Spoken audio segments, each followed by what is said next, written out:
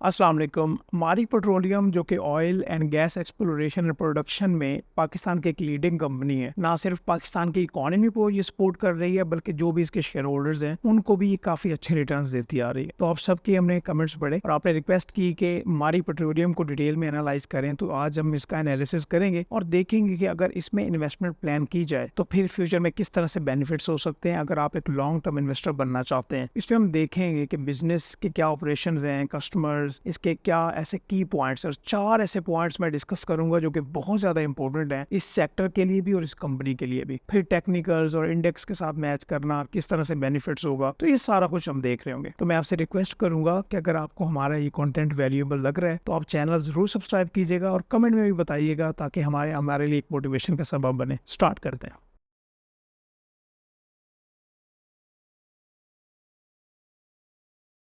जब भी आप किसी कंपनी में या बिजनेस में इन्वेस्टमेंट का प्लान कर रहे होते हैं तो ये आपको पता होना चाहिए कि आप उस बिजनेस में पार्टनर बनने वाले हैं।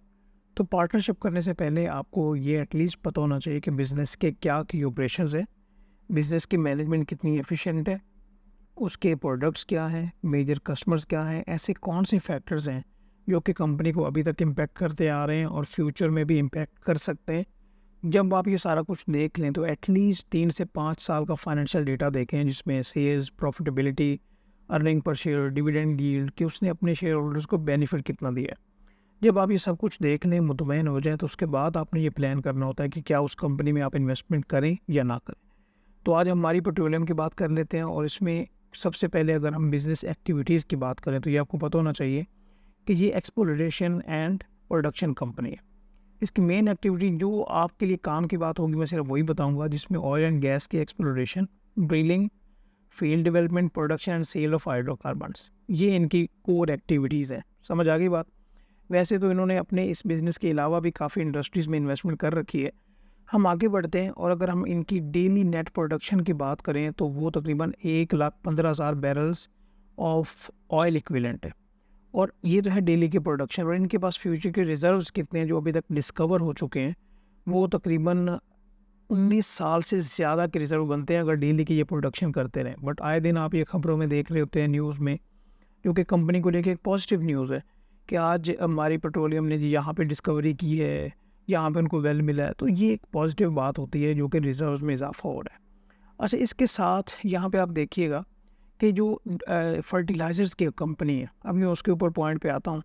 ओवरऑल ये 24% जो मार्केट शेयर है ना गैस को लेके, यहाँ पे ये 24 मेंशन है बट एक्चुअली इट्स 29%। 29% जो गैस की खपत है वो ये पूरा कर रहा है। तो यहाँ से ये पता चलता है कि ये कितनी बड़ी कंपनी है। और एक और पॉइंट बहुत इंपॉर्टेंट है वो ये कि ये पाकिस्तान की इकोनॉमी में, ये अगर मिसाल के तौर पे ये ऑयल एंड गैस हम बाहर से इंपोर्ट करें तो ये 2.7 बिलियन, अगर पिछले साल के मैं स्टैट्स बताऊं तो 2.7 बिलियन डॉलर्स जो है ये इसने पाकिस्तान के सेव किए, जो कि एक बहुत अच्छी बात बनती है। अभी हम आगे बढ़ते हैं और मैं आपको इसके बताना चाहता हूँ कि इसकी मैनेजमेंट के बारे में, और वहाँ से भी आपको काफ़ी कुछ अंदाज़ा हो जाएगा।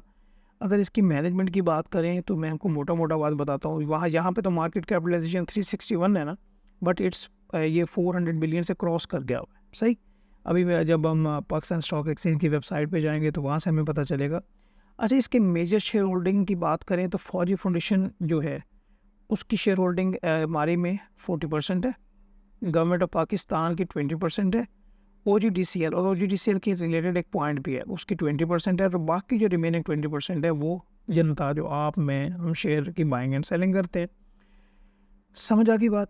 तो ये तो हो गया इसकी रिलेटेड रिलेशनशिप या इसकी ओनरशिप एंड ऑपरेटिंग स्ट्रक्चर। तो यहाँ से पता चला कि इसकी जो एक मैनेजमेंट है, एक्चुअली जो फौजी ग्रुप है वो इनकी जो डायरेक्टरशिप आप कह लें, मैनेजमेंट कह लें, वो थोड़ी सी बहुत कॉमन मिलती है।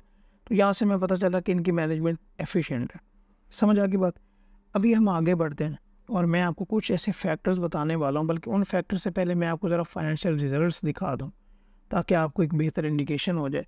अगर हम इसकी सेल्स की बात करें या आप 2018-19 ईयर एंड पे देखें तो यहाँ पे ये मिलियंस में फिगर है। पहले तो ये बात हो गई।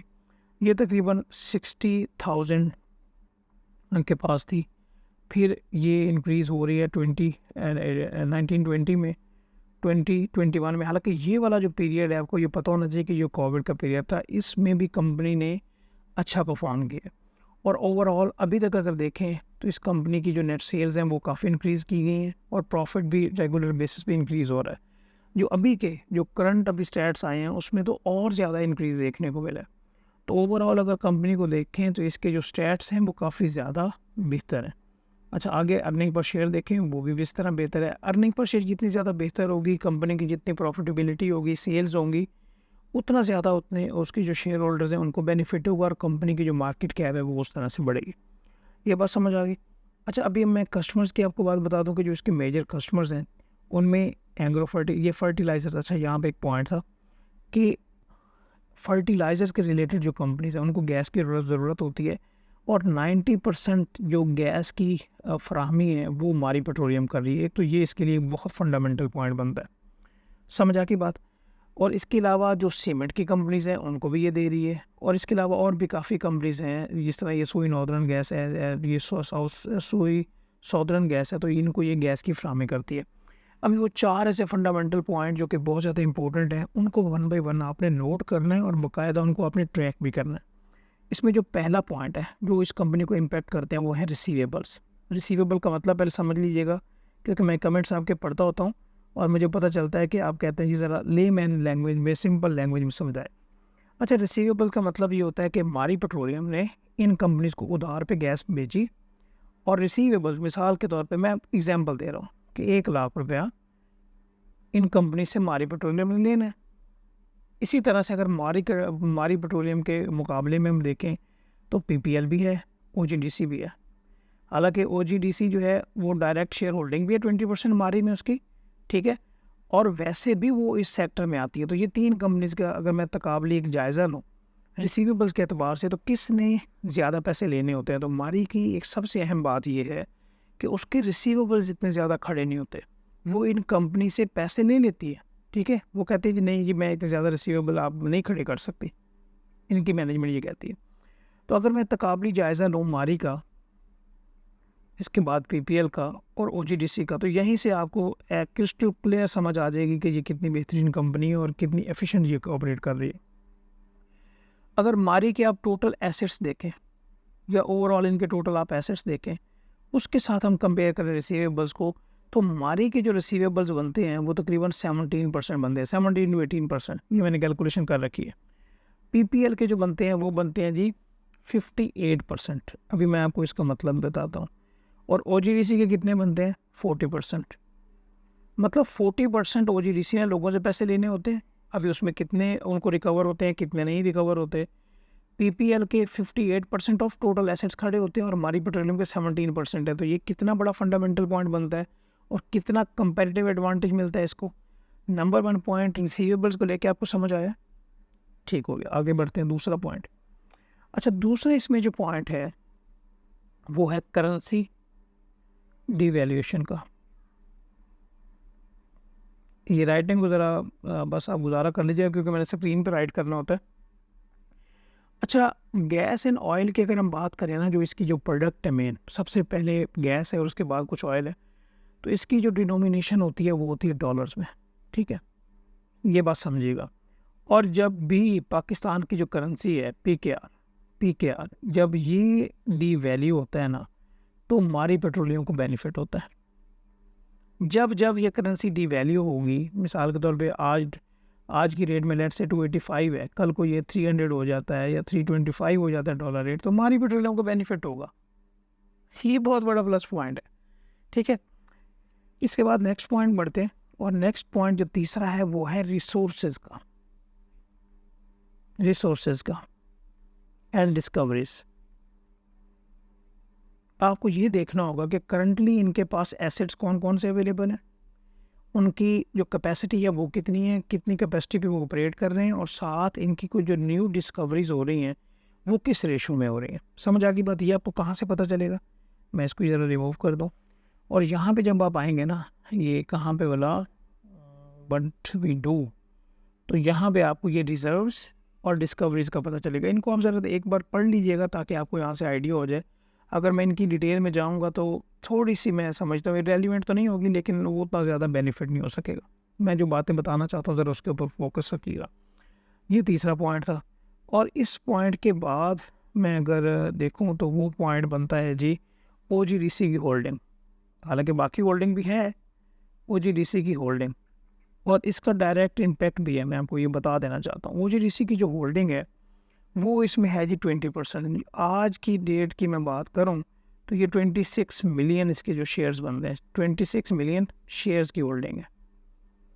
अभी ये बहुत बड़ा नंबर है जो कि ओजीडीसी होल्ड करता है मारी पेट्रोलियम में। अगर मारी पेट्रोलियम, जो कि अभी बहुत अच्छे उसके रिजल्ट्स आए हैं, अगर उसकी शेयर प्राइस में ईपीएस में ज़्यादा इजाफा होगा तो उसका डायरेक्ट इम्पैक्ट या बेनिफिशियरी ओजीडीसी भी है। तो जिसके पास ओजीडीसी की होल्डिंग होगी वो उसको भी बेनिफिट होगा। ये पॉइंट समझा है, फंडामेंटल पॉइंट है, ये बहुत इंपॉर्टेंट पॉइंट था। तो ये वो 4 पॉइंट्स मैंने देखे हैं जो कि काफ़ी ज़्यादा बेहतरीन है। समझ आ गई बात, इनको आपको देखना चाहिए, फ्यूचर में आपको ट्रैक भी करना चाहिए। अच्छा, इसके बाद हम आगे बढ़ते हैं, फाइनेंशियल इंडिकेटर्स पे हमने बात कर ली। अभी मारी पेट्रोलियम के फाइनेंशियल इंडिकेटर्स में मैंने बात कर ली। अगर हम यहाँ पे डेटा पोर्टल पे आते हैं तो यहाँ पे आप इसका जो प्रीवियस क्वार्टर का रिजल्ट है यहाँ पे आप देखें, मैं आपको यही कह रहा था कि अभी इसकी जो मार्केट कैप है वो 419 बिलियन है, और ये आप देखेंगे और ज़्यादा बढ़ेगी। सही, इसके जो फ्री फ्लोट है वो भी बढ़ने वाला है। उसकी रीज़न क्या है, इन्होंने अभी क्या किया है, एक तो 134 पर शेयर इन्होंने डिविडेंड अनाउंस किया है। इसको मैं आपको सिंपल वर्ड से बताता हूँ, 800% इन्होंने बोनस शेयर अनाउंस किए हैं। ठीक है, जिसके पास 1 शेयर होगा उसको 8 शेयर मिलेंगे, और जिसके पास अभी करंटली 1 शेयर है उसको 134 रुपये का डिविडेंड मिलेगा। अभी ये करने क्या जा रहे हैं कि मिसाल के तौर पे अगर अभी अभी हम देखें ना, ये मैं अगर आपको बताऊं तो इनकी जो अभी शेयर प्राइस है 2 कैप्स तो लग चुकी हैं। 2 कैप्स का क्या मतलब कि पहले ये तकरीबन 2600 के पास कर रही थी, उसके बाद ये 2800 पे कैप लगी इसकी, उसके बाद ये 3144 पे कैप लगी, और मेरी एक्सपेक्टेशन के मुताबिक और बाकी जो एनालिस्ट हैं उनके मुताबिक भी ये 4500 की रेंज तक ये कैप जा सकती है। और जब ये अभी आने वाले टाइम में जब ये इसकी बोनस शेयर अलॉट हो जाएंगे तो इसके बाद ये जो शेयर प्राइस है ये डिस्ट्रीब्यूट होकर अराउंड जो भी शेयर प्राइस होगी उसके अकॉर्डिंगली ये कम हो जाएगी। ये जो आप ये कह सकते हैं कि 400 टू 500 की रेंज में पॉसिबिलिटी है, इसके राउंड हो सकते हैं। इसका एक्स रेट का एक फॉर्मूला होता है, वो मैं आपको नहीं बताना चाहता, बट यहाँ से ये अब आपको आइडिया हो गया कि कंपनी की जो डिविडेंड पेइंग आउट रेशोज़ हैं वो काफ़ी ज़्यादा बेहतर है। सही, यहाँ पे अगर आप नीचे आते हैं तो यहाँ पे अनाउंसमेंट वाले सेक्शन में आपको ये जो ईयर एंड का रिज़ल्ट है ये आपको मिल जाएगा। ये मैंने डाउनलोड किया, अभी एनुअल रिपोर्ट तो नहीं आई, बस एक उन्होंने हाईलाइट शेयर की है। और ओवरऑल यहाँ पे ज़रा आप ईपीएस देखें, ये ज़रा देखिएगा, 2021 में 235, 22 में 247, 23 में 420 और 24 में 580 की इनकी EPS earning per share I, और उसी हिसाब से ये जो अपने शेयर होल्डर्स हैं उनको बेनिफिट भी देते हैं। सही, यहाँ पे अगर आप इनकी देखें पे आउट रेशो पिछले ज़रा 2-3-4 साल की, तो आपको पता चलेगा कि ये कितने बेहतरीन डिविडेंड दे रहे हैं।